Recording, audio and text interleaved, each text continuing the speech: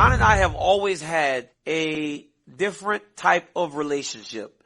As I arrived at the hotel at the press conference for our fight, I ran into John.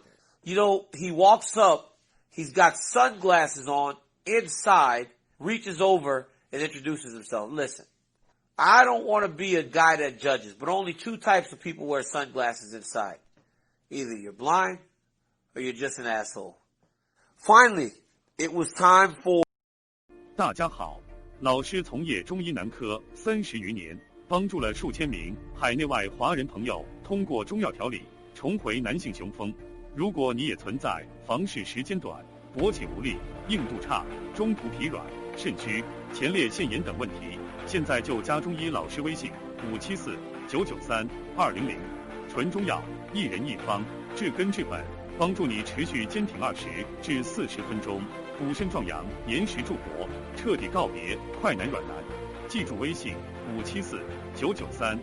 There's going to be a guy that is going to stop this fight. Unfortunately, that guy was the head of the UFC PR department, Mr. David Schaller.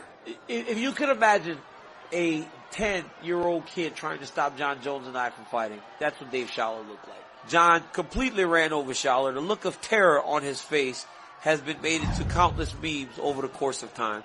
As Schaller goes flying, John throws the biggest right hand at me. I duck thinking I'm about to take him down. I shoot, but instead of shooting on John, I take down the head of security from the UFC. We go flying off the backdrop.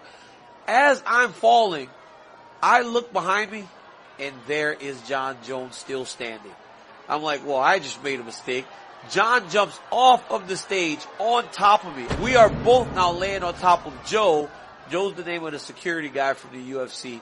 And John starts to try to wail down punches on me. Security pulls me away from Jones.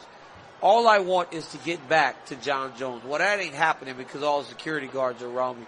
So I proceed to reach down, grab my shoe, a very expensive shoe for that matter, and chunk it towards John. Unfortunately, it hit this nice lady that is a reporter for one of the biggest Brazilian outlets in the world. Everybody was just lost. John's on stage screaming and yelling like a lion in the jungle.